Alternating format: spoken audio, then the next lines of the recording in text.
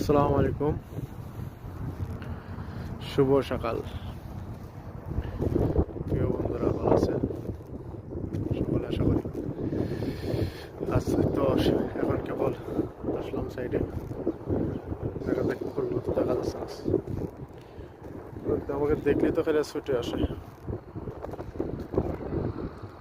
এটা আমাদের সাইড আর কি। এই পাগলরা বাইরে আসতেছে। ক্লাসে দেখবো।